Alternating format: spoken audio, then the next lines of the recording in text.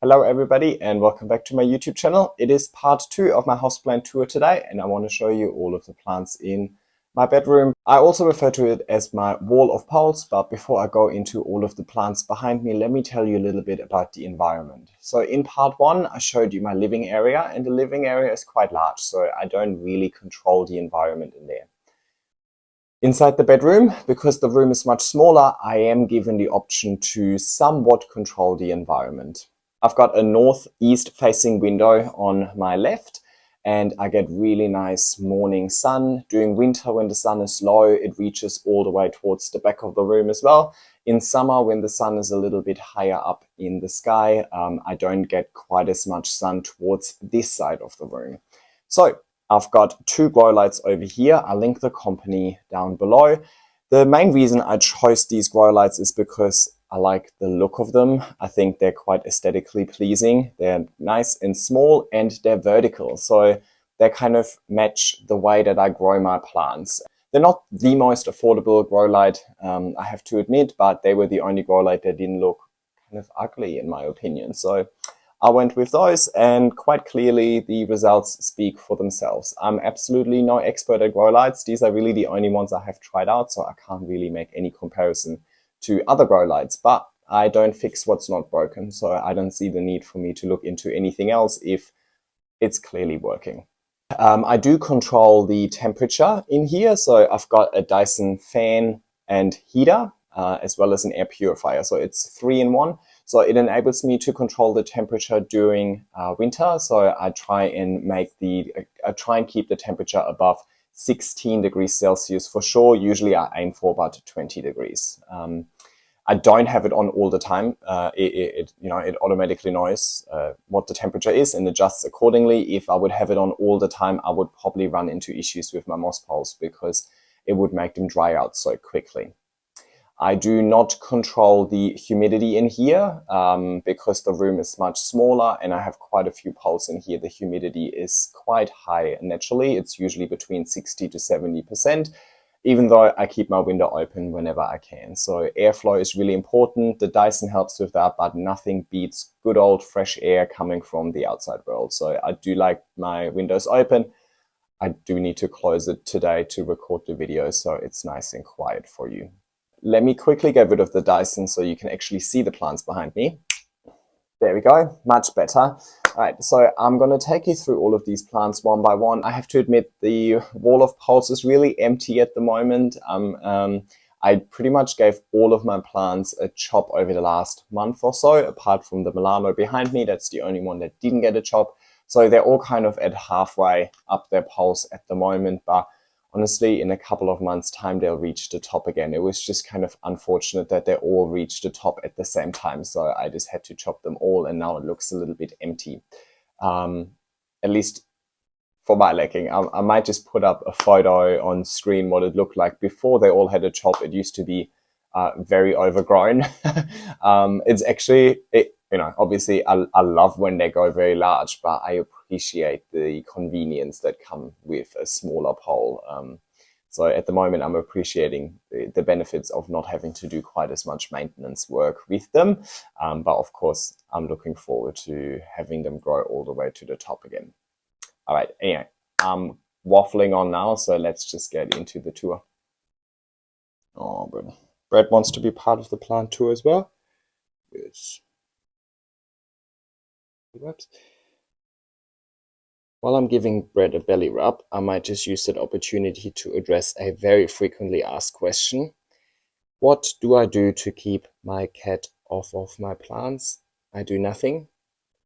Brett is an absolute angel. He just doesn't care about my plants, so he doesn't touch them. All right, so let's get into the plant tour.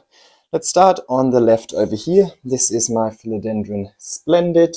Philodendron Splendid is a hybrid of Philodendron Glorious and Philodendron Milanochryson, which we'll see over there later on. So I've had this for, I think, a year and a half. Honestly, it's sometimes hard for me to remember how long I've had each plant, but definitely a year and a half. And I think this is on its 4th pole now.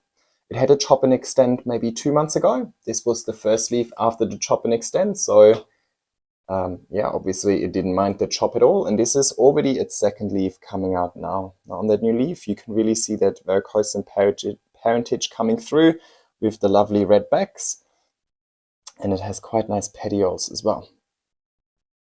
All right, next to it, we've got Philodendron Sodiroy. Philodendron Sodiroy, I believe, just has the most amazing leaf shape. I love that kind of perfect heart, and it has nice silver splashes as well. Now, I've had this for pretty much 1 year, and it's only climbed up half a pole at this stage. So it's great for somebody who doesn't want to chop and extend their moss poles all the time, because it has quite small internodal spacing, but it does grow quite slowish, in my opinion. Right next to it, we've got my all-time favorite, my Philodendron verrucosum. I get asked a lot, what type of verrucosum is it? It's the only type that we have available in Australia over here. I don't know what it's called. People on Instagram have suggested at least 10 different names for it, so I'm assuming that people do what they always do and give plants fancy names just to make them sound different, but they're probably all the same.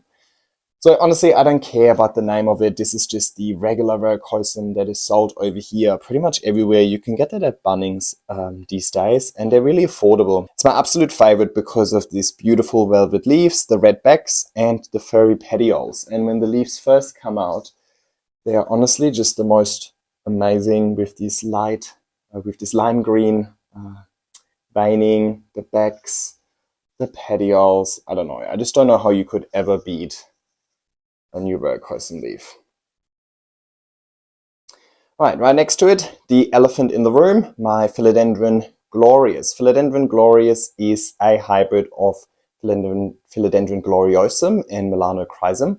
There's a lot of variation between hybrids. So sometimes one of the parentage is more dominant than the other. So I believe my Glorious has a more dominant Milano parentage. It is quite dark and elongated. I've seen some that are more rounded and not quite as dark. So they would then come more after a Gloriosum. This often gets confused with the Gloriosum because the names are just so similar. It's easy to differentiate. Glorious is a climber, Gloriosum is a crawler.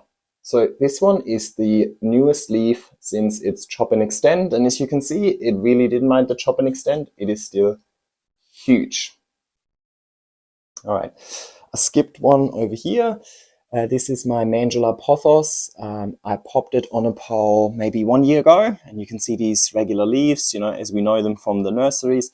But as soon as it started attaching itself to the pole, it really started increasing in leaf size, and it's gone really, really white. So I'm surprised it still grows actually, because I'm not too sure where it gets all of its energy from, but look, I'm not complaining. I think it has super stunning variegation. Beautiful. Right, down here I've got a few anthuriums, but I'll show them in a separate anthurium video. So let's move on to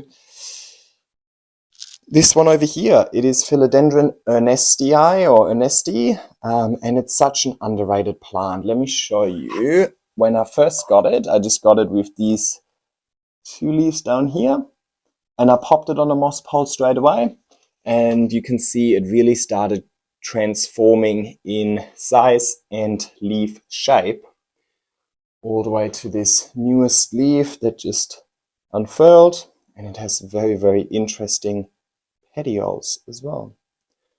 Super easy grower, sizes up really fast, so I think it's just super underrated. People don't give it enough credit. All right, sorry, we need to interrupt the planty content for some chin wraps. Yes.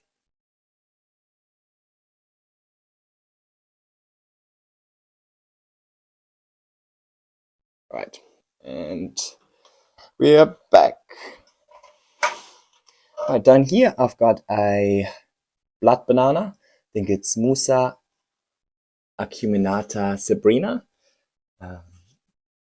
I love anything with a red back, so I really like this one. Next to it, we've got Philodendron Milanochryson. I also refer to it as Philodendron Milanochrysis because it's a bit of a crisis getting it to maturity. I mean, it has the most beautiful leaves, really dark foliage, perfect velvet, I've had it the same amount of time as I've had the Verrucosum. I bought them together. It was one of my first big plant purchases. And it's just not really increasing in size for me. So I'm trying to give it as much light as possible right now, so it's closest to the window.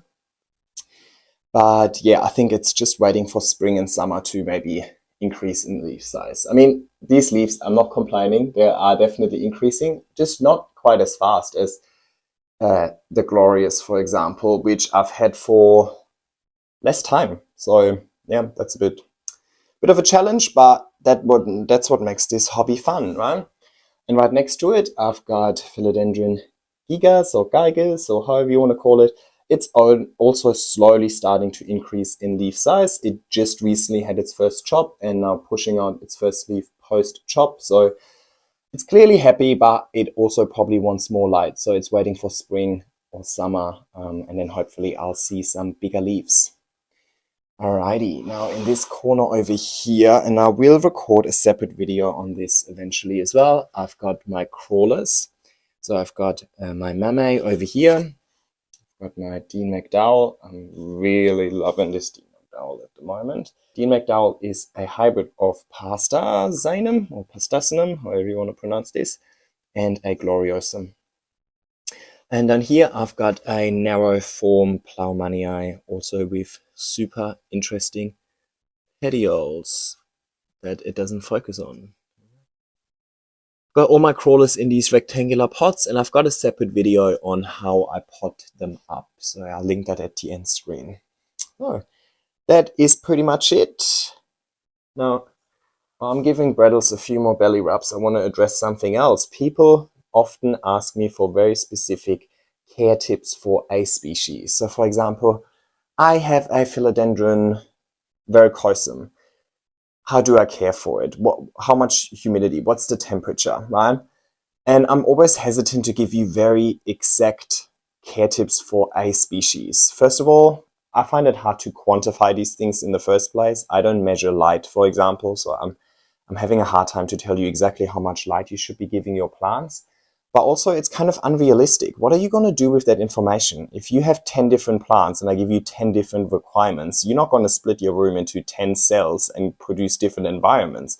It is what it is, right? Like, they all get the same treatment. They're all in the same room. They all get the same humidity, similar light, similar temperatures, or the same temperatures, really. So there isn't really,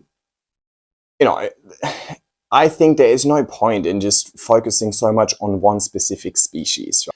While maybe the Verrucosum is happy in winter, the Milano thrives in summer, and so on, right? So it is just really making the best out of the conditions that you have available, supplementing where you feel like your conditions aren't optimal.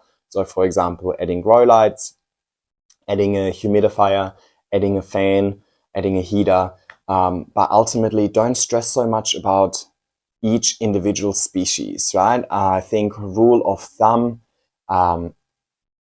they're all going to be okay with 60% humidity. Some might like a little bit more, but it is what it is. I don't want my temperature to drop below 16 degrees Celsius. And I give them, and light is really important. So these grow lights are on from 8 a.m. to 10 p.m. Darkness is also important for plants. So in nature, of course, it's dark for a period of time and the plant needs that darkness to regenerate. So there is no point in you, having those grow lights on all day long. I think that's enough for today. I think we're saying goodbye. Right. Hope you enjoyed it. Feel free to subscribe and like. And bye-bye.